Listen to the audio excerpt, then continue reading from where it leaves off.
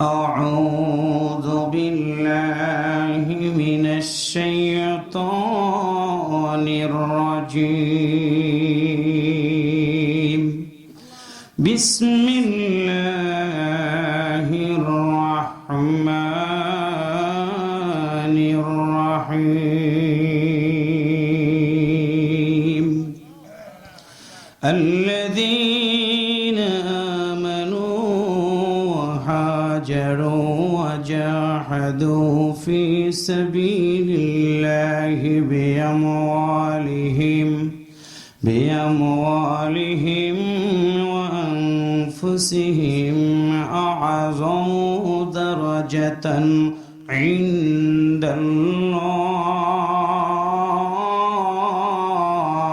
الله الله أكبر وأولئك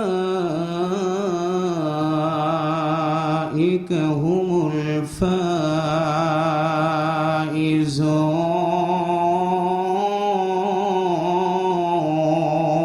الله أكبر সম্মানিত বাগলবাড়িবাসী, বিশ্বনবী সাল্লাল্লাহু আলাইহি ওয়াসাল্লামের মাদানী জিন্দেগিতে সূরাটি নাজিল হয়। আমরা মুসলমান ঘরের সন্তান, আমরা জানি না বিশ্বনবীর উপরে মোট কতটা সূরা নাজিল হয়েছে। অনেক মুসলমান ঠিক মতো বলতে পারে না। অযুবক, তোমার আমি জানাই দিয়ে গেলাম, তুমি কি জানবা না, বুঝবা না, তুমি কি সিদ্ধান্ত নেবা না? তুমি তো মুসলমান, তোমার নামের আগে মোহাম্মদ শব্দটা লেখা আছে। মোহাম্মদ আব্দুর রহমান, মোহাম্মদ নবাব আলী, মোহাম্মদ কামরুল ইসলাম। তোমাকে জানতে হবে নবীর নাম, মানতে হবে নবীর উপরে নাজিলকৃত মহাগ্রন্থ আল কোরআন। তথ্যগুলো নিয়ে নাও। আজ থেকে 13,000 বছর আগে যুগটাকে বলা হতো আইয়ামে জাহিলিয়াতের যুগ। মানুষগুলো দুইটা খারাপ কাজ করতো। একটা হলো, কোনো মায়ের পেটের ভিতরে থেকে যখন কোনো কন্যা সন্তান বের হতো, আরবের নেতারা মায়ের কাছ থেকে জোর করে কন্যা সন্তানটাকে নিয়ে দাফন করে ফেলে দিত। 2 নম্বর খারাপ কাজ করতো তারা, জোর করে ক্ষমতার মসনদে থেকে লুটতারাজ থেকে শুরু করে এমন কোনো অন্যায় ছিল না তারা করে নাই, যার কারণে বলা হতো আইয়ামে জাহিলিয়াতের যুগ। ওই জাহিলিয়াতের মানুষগুলোকে হেদায়েতের পথ দেখানোর জন্য আজ থেকে 1,500 বছর আগে 570 খ্রিস্টাব্দে আরবের মানুষগুলোকে হেদায়েতের পথ দেখানোর জন্য আল্লাহ সুবহানাহু ওয়া তাআলা বিশ্ব নবীকে পৃথিবীর বুকে পাঠিয়ে দিয়ে দিলেন। আওয়াজ করে বলুন একটু মারহাবা, মারহাবা আরো জোরে বলুন মারহাবা। মারহাবা 1 নম্বর তথ্য মনে রাখো, 570 খ্রিস্টাব্দে বিশ্ব নবী পৃথিবীতে আগমন করলেন। 2 নম্বর হলো, আল্লাহর নবী 25 বছর বয়সে বিবাহ করলেন। নামটা ছিল খাদিজা রাদিয়াল্লাহু তাআলা আনহা। খাদিজার বয়স ছিল তখন 40 বছর। হিলফুল ফুজুল নামক একটা সামাজিক সংগঠন তৈরি করে আল্লাহর নবী মানুষদেরকে ডাক দিয়েছে, ফিরে এসো সত্যের দিকে, ফিরে এসো কল্যাণের দিকে, ফিরে এসো ভালো কাজের দিকে। বিশ্ব নবী আমার 100% সফল হতে পারলেন না। আল্লাহর পক্ষ থেকে তখনও কোনো ফয়সালা আসে নাই। আল্লাহর নবী চিন্তা করে মাথার ঘাম পায়ে ফেলে সিদ্ধান্ত নিতে পারলেন না। নবীর বয়স হয়ে গেল 40 বছর। হাজী সাহেব যারা আছেন সাক্ষ্য দিতে পারবেন, সমতল ভূমি থেকে হেরা পর্বতের গুহা হলো 2 কিলোমিটারের মতো একটা উঁচু জায়গা। একটু আল্লাহু আকবার জোরে বলেন। আল্লাহু আকবার 1,500 বছর আগে হেরা পর্বতের গুহায় ওঠার জন্য কোনো সিঁড়ি ছিল না। বর্তমানে সৌদি সরকার সুন্দর করে একটা সিঁড়ি করে দিয়েছে হীরা পর্বতের গুহায় ওঠার জন্য। আল্লাহর নবী হীরা পর্বতের গুহায় ঢুকে গেলেন। তার প্রাণপ্রিয়তমা বিবি খাদিজা রাদিয়াল্লাহু তাআলা আনহা প্রতিদিন একটা করে খেজুর নিয়ে বিশ্ব নবীর জন্য খাবার নিয়ে হাজির হয়ে যেত। একদিন খাদিজা বের হলেন, তওরাত কিতাবের পণ্ডিত ডাক দিয়ে বললেন, খাদিজা রে, তুমি কি একটু দাঁড়াবে না? আল্লাহর নবীর কাছে নিয়ে যাবে খাবার। খাদিজাকে বললেন, তুমি একটু দাঁড়াও। খাদিজা দাঁড়ায় গেল। ওরা কাবিন নফেল ডাক দে বললেন, খাদিজা রে, তোমার হাতে কি যেন দেখি, তুমি কি একটু আমারে বলবা না? খাদিজার চোখটা ভিজে গেল, কারণ খাদিজা বিশ্ব নবীকে জীবনের চেয়ে অনেক বেশি ভালোবাসতেন। একটু মারহাবা জোরে বলেন। খাদিজা বললেন, ভাইজান, আমার হাতে খেজুর কোথায় নিয়ে যাব? হেরা পর্বতের গুহায় আমার স্বামী বসে আছেন ধ্যানমগ্ন অবস্থায়, তার জন্য আমি খাবার নিয়ে যাই। এমন সময় তাওরাত কিতাবের পণ্ডিত বললেন, তুমি কি বলবা না? মন খারাপ করবা না, 3টা প্রশ্ন জিজ্ঞাসা করব, জবাব যদি দাও আমি তোমার সাথে কিছু কথা বলবো। খাদিজা বললেন, বলেন। ওরাকা বিন নওফেল বললেন, 1 নম্বর প্রশ্ন হলো তোমার স্বামীর নামটা কি? ওরাকা বিন নওফেল জানেন। এরপরও বললেন, তোমার স্বামীর নামটা কি? খাদিজা রাদিয়াল্লাহু তাআলা আনহা ওরাকা বিন নওফেলের দিকে তাকায়া বললেন, আমার স্বামীর নাম হলো মুহাম্মদ। সবাই বলেন সাল্লাল্লাহু আলাইহি ওয়াসাল্লাম। ওরাকা বিন নওফেল বললেন, খাদিজা রে, তুমি কি বার বলবা না? বলবা না তোমার স্বামীর বাবার নামটা কি? খাদিজা বললেন, আমার স্বামীর বাবার নাম হলো আব্দুল্লাহ। বললেন, বলবে নাকি তুমি? তোমার স্বামীর মায়ের নামটা কি? আল্লাহর নবীর মায়ের কথাটা খাদিজা রাদিয়াল্লাহু তাআলা আনহা বললেন, আমি আপনাদেরকে জানাই দিয়ে গেলাম, আমার স্বামীর মায়ের নাম হলো আমিনা। 3টা কথা বলা মাত্র ওরাকা বিন নওফেল বললেন, তুমি একটু দাঁড়াও, আমি ঘরের ভিতরে ঢুকবো। ঘরের ভিতরে ঢুকে তাওরাত কিতাবটা বের করে নিয়ে আসে। ওরাকা বিন নওফেল খাদিজার সামনে দাঁড়ায়া দাঁড়ায়া একটা করে পৃষ্ঠা উল্টায়, আর ওরাকা বিন নওফেলের চোখ বেয়ে পানিগুলো গড়াইয়া গড়াইয়া পড়ে। একটু মারহাবা জোরে বলেন। খাদিজা বললেন, ভাইজান, কাঁদছেন কেন আপনি? আমি কি আপনারে কোনো কষ্ট দিয়েছি? বলেন। ওরাকা বিন নওফেল চোখের পানি ছেড়ে দিয়ে বলে, খাদিজা রে, কষ্ট তুমি দাও নাই আমারে। তুমি জানো না, যে মানুষটার নাম তুমি নিয়েছো তার বয়স হয়ে গেছে এখন 40 বছর। তাওরাত কিতাবের ভিতরে লেখা আছে, শেষ জামানা হবে, মুহাম্মদ নামে একজন মহামানব পৃথিবীতে আগমন করবে। বাবার নাম হবে আব্দুল্লাহ, মায়ের নাম হবে আমেনা। 40 বছর বয়সে হেরা পর্বতের গুহায় গিয়ে যখন কাঁদতে থাকবেন, আল্লাহর পক্ষ থেকে একটা গ্রন্থ নাজিল হয়ে যাবে। ওই গ্রন্থটার নাম হবে আল কোরআন। এই কথা বলার পর ওরাকা বিন নওফেল ডোকরে ডোকরে কান্দিতেছেন। এমন সময় ডাকদা বলেন, খাদিজা রে, তুমি জানো না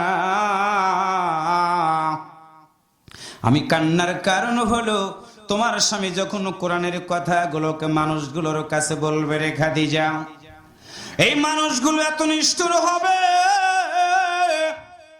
তোমার স্বামীর গায়ে আঘাত করবে, দারুণ দুয়ার বৈঠকে সিদ্ধান্ত নিবে তারা, তোমার স্বামীকে পৃথিবী থেকে বিদায় করার ষড়যন্ত্র করবে তারা।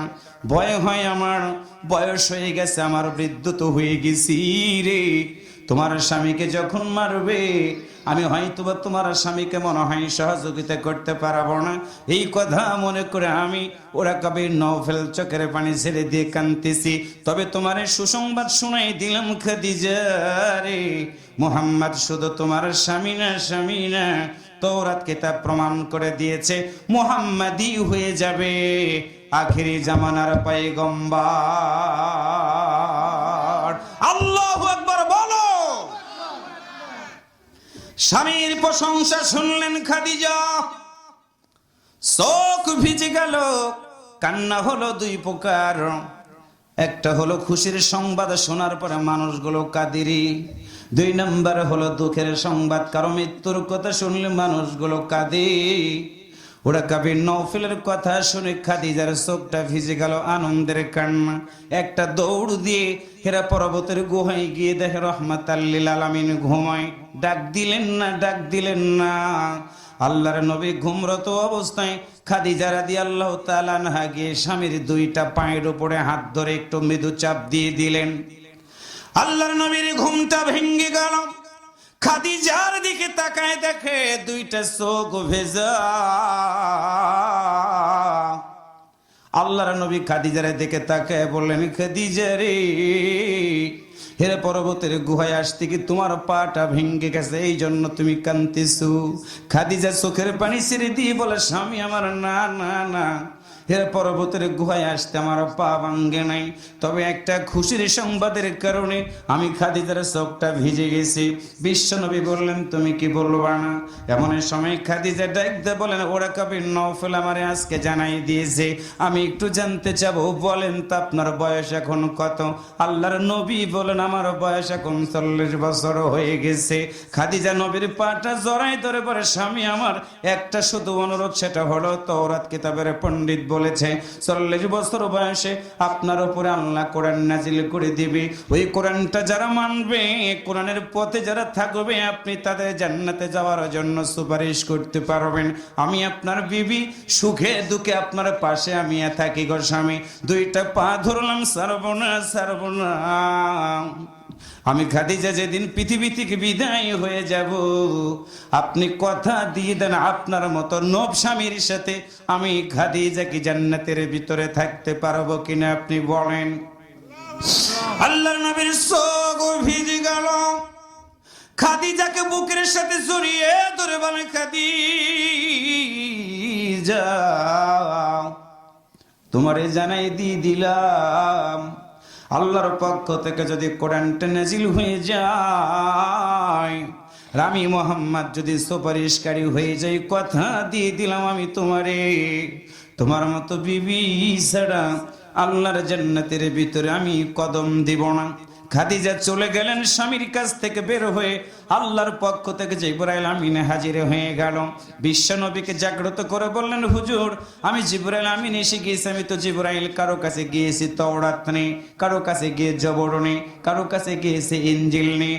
আপনি হবেন রহমাতাল লিল আলামিন, আপনার উপর আল্লাহর পক্ষ থেকে একটা গ্রন্থ নাজিল করে দেওয়া হবে, তার নাম হবে আল কোরআন। ওই কোরআনের ভিতরে পৃথিবীর আগ থেকে শুরু করে আজকে পর্যন্ত কি হয়েছে সব জানতে পারবেন, কতগুলো নবী এসেছিল সবও জানতে পারবেন, ভবিষ্যতে কি হবে সব জানতে পারবেন কোরআনের মাধ্যম দিয়ে। আল্লাহ রসুল বললেন, জিবরাইল রে বলো, আমি তো কোরআনটা পড়তে জানি না। জিবরাইল মৃদু মৃদু করে আল্লাহর নবীকে চাপ দিলেন। আল্লাহর পক্ষ থেকে সূরা আলাকের প্রথম 5টা আয়াত নাজিল করে দিয়ে গোটা বিশ্বের মানুষের জন্য হেদায়েতের 1 নাম্বার বার্তাবাহক গ্রন্থ কোরআনুল কারীম নামক একটা গ্রন্থ বিশ্ব নবীর উপরে 40 বছর বয়সে আল্লাহ নাজিল করে দিলেন। আওয়াজ করে বলুন একটু মারহাবা, আর একটু জোরে বলুন মারহাবা। মারহাবা। আল্লাহর বান্দারা বুঝবেন হৃদয় দিয়ে, আল্লাহর নবী 40 বছরে পেয়ে গেল কোরআন।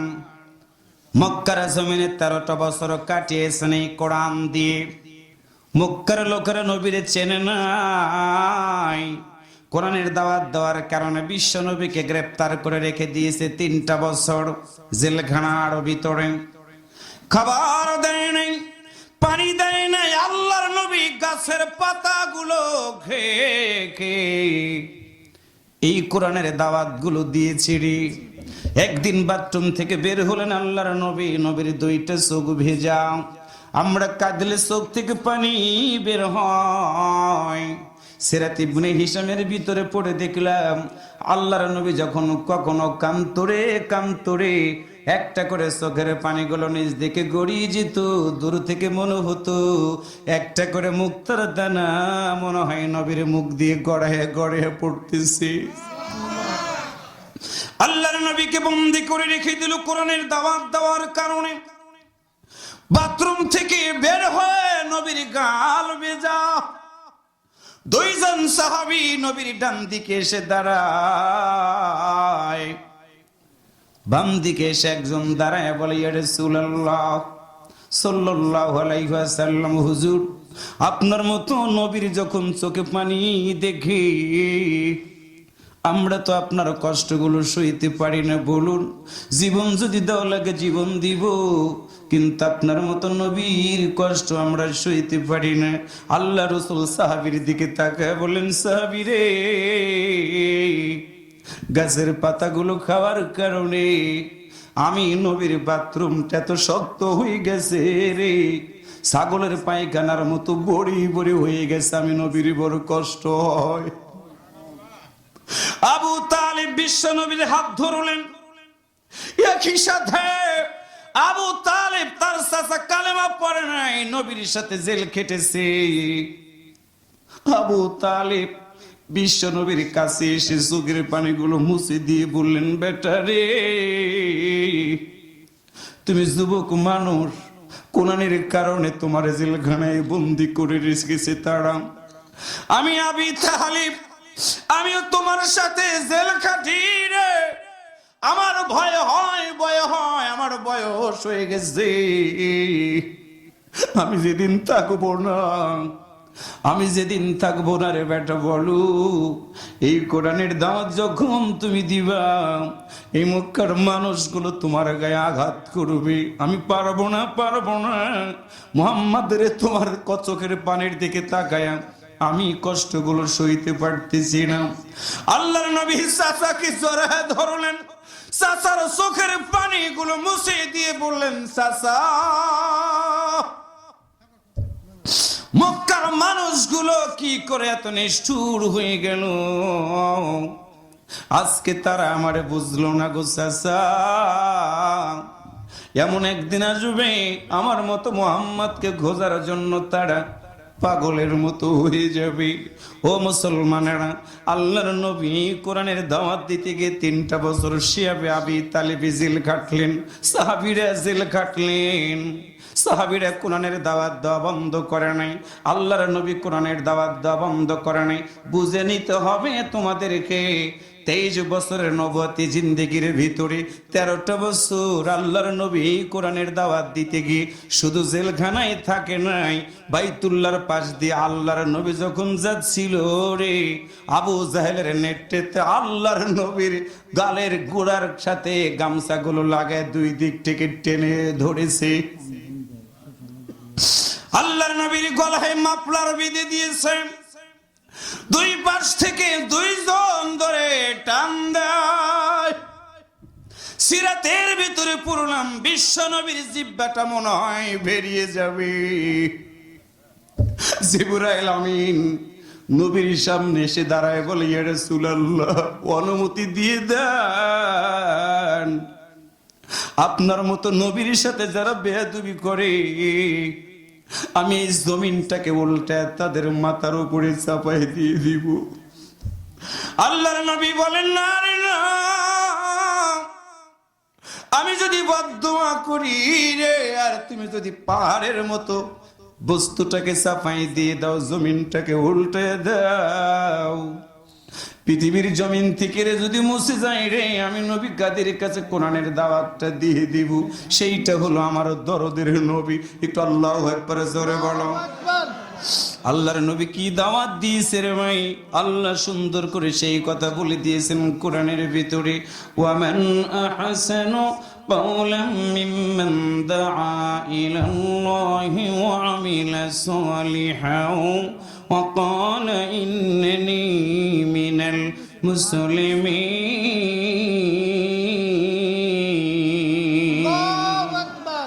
আল্লাহ বলেন, রাসূল তুমি বলে দাও, তোমাকে ধরবে, তোমাকে মারবে, তোমার দলের লোকদেরকে গ্রেফতার করবে, এরপরও তুমি দাওয়াতি কাজ বন্ধ করো না। ওই ব্যক্তির কথার স্যার কার কথা সুন্দর হবে, উত্তম হবে, যেই ব্যক্তি মানুষদেরকে আল্লাহর পথে আহ্বান করে, শুধু আহ্বানই করে না, ও আমিলা সালিহান, ভালো কাজ করে তারা, ও ক্বালা ইন্নানি মিনাল মুসলিমিন, ভালো কাজ করতে গিয়ে তারা ঘোষণা দেয় আমি একজন মুসলমান। পায়ে ধরে গেলাম তোমাদেরকে, দলীয় পরিচয় দিয়ে কবরে যাওয়া যাবে না, বক্তার পরিচয় দিয়ে কবরের ভিতরে যাওয়া যাবে না, কমিটির সভাপতির পরিচয় দিয়ে কবরে যাওয়া যাবে না। ইমানদার যদি হও, ইমানটা তোমার যদি ভালো থাকে, আমল যদি ভালো থাকে, সূরা বনী ইসরাঈল আয়াত নাম্বার 14, আল্লাহ যেদিন বলবে কোরআন কিতাবাকা কাফা বিনাফসিকা ইয়াউমা আলাইকা হাসিবা। একটু আল্লাহু আকবার জোরে বলেন। সূরা বুরুজ আল্লাহ বলেন, ইন্না বাতশা রাব্বিকা লাশাদীদ। বান্দারে শোনো, আমি আল্লাহর পাকড়াও বড় শক্ত। আজকে রাস্তার গম চুরি করে খাও, কেউ দেখে না, গরিবের কাবি খা, টিয়ার খা, সব খাও, কেউ দেখে না। ঘরের ভিতরে সুন্দরী রমণীকে তুলে জেনা করো, কেউ দেখে না, কিন্তু তুমি কি জানো তোমার মতো মানুষটার সাথে আমার আল্লাহ দুইটা ফেরেশতা নিযুক্ত করে রেখে দিয়েছে। তুমি ডান দিকে কি করো, বাম দিকে কি করো, সামনে কি করো, পিছনে কি করো, কেউ যদি না দেখে একটু আওয়াজ করে বলুন তো, যিনি দেখেন তিনি কে? ওই আল্লাহ সুবহানাহু ওয়া তাআলা বিশ্ব নবীকে ডাক দেয়া বলেন, বন্ধুরে, জান্নাতে যাওয়ার জন্য মানুষগুলোর মধ্য থেকে এক নম্বরে তাদেরকে ফিরে আসতে হবে কোরআনের দিকে। কোরআনের দিকে যারা ফিরে আসবে আল্লাহ তাআলা বললেন তাদেরকে আমি ইমানদারের খাতায় নামটা লেখাবো। আল্লাহ তাআলা বলেন, ইয়া আইয়ুহাল্লাযীনা আমানু দুখুলু ফিস-সিলমি কাফা ওয়ালা তাত্তাবিউ খুতুওয়াতিশ শাইতান ইন্নাহু লাকুম আদুব্বুম মুবিন।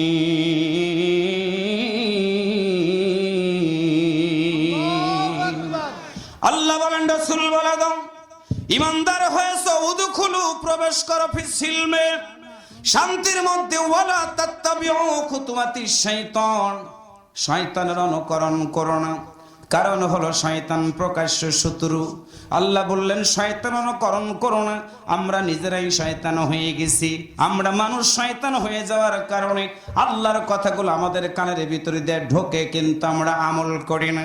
রাসূল বলেন, আল্লাহ তুমি কি বলবা না, আল্লাযীনা আমানু, ঈমান ঠিক রাখতে গিয়ে তাদের জন্য যদি কষ্ট করা হয়, তাদের জন্য যদি নির্যাতন হয়, আল্লাহ বলো ওই মানুষগুলোকে যদি মৃত্যুদণ্ডে দণ্ডিত করে দেয়, বলো ঈমানদারদের মৃত্যুটা কেমন মৃত্যু হয়ে যাবে।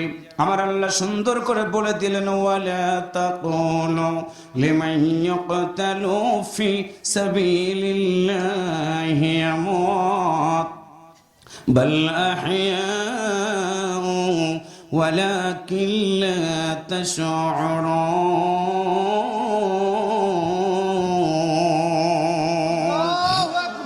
আর একটু জোরে বলেন আল্লাহু আকবার। আল্লাহ বলেন, রাসূল বলে দাও, ঈমানের জন্য, কোরআনের জন্য যাদের মৃত্যু হয়ে যাবে, আমি আল্লাহ বললাম গোটা পৃথিবীর সবাই বলবে তাদের মৃত্যু হয়ে গেছে, তারা মরে গেছে। কিন্তু আমি আল্লাহ বললাম তারা মরে নাই, মরে নাই, বরং তারা হলো জীবিত। আমি আল্লাহর কাছ থেকে তারা রিজিক পায়। রাসূল বলেন, আল্লাহ তুমি কি বলবা না, ঈমানটা ঠিক রাখার পরে মৃত্যুদণ্ড দেওয়া হলো, মরে গেল তারা, রাখলাম মাটির কবরে। আল্লাহ বলো দুনিয়াতে কোরআনের জন্য দুঃখ পেয়েছে, কষ্ট পেয়েছে, বাড়ি ছেড়েছে, ঘর ছেড়ে ব্যবসা প্রতিষ্ঠানও ঠিক মতো যেতে পারে নাই। আল্লাহ তুমি কি বলবা না, কোরআনের জন্য জীবনটা তারা দিয়ে দিল, মাটির কবরের ভিতরে কি তারা থাকবে? আল্লাহ বলেন, বন্ধুরে, না না, কোরআনের জন্য ঈমান ঠিক রাখতে গিয়ে যারা জীবনটা দিয়ে দিবে রে, রাখবে তাদের মাটির কবরে। আমি আল্লাহ বললাম তাদের কবরটা মাটির থাকবে না, আমি আল্লাহ তাদের মাটির কবরটা জান্নাতের বাগান বানায় দিয়ে দিব। ইন্নাল্লাযীনা আমানু ওয়া আমিলুস সালিহাতি লাহুম জান্নাতুন তাজরি মিন তাহতিহাল আনহার যালিকাল ফাওজুল কাবীর।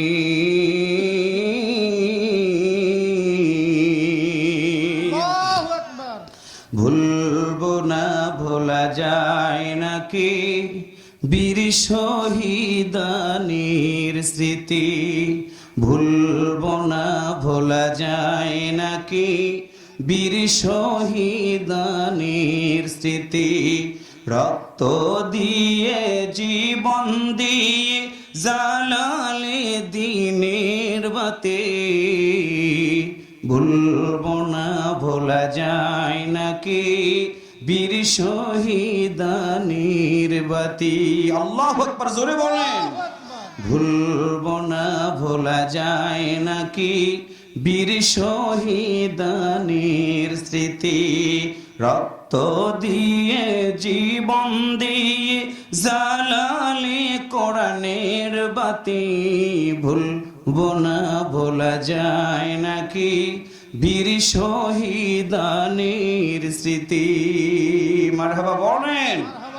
আল্লাহর দিন আল্লাহর জমিনে করেছ বিজয়ী তোমরাই, ন্যায় ইনসাফের ধ্রুব পতাকা তুলে ধরেছো তোমরাই। আল্লাহু আকবার বলেন। আল্লাহু আকবার। আল্লাহর দিন আল্লাহর জমিনে করেছ বিজয়ী তোমরাই, ন্যায় ইনসাফের ধ্রুব পতাকা তুলে ধরেছো তোমরাই।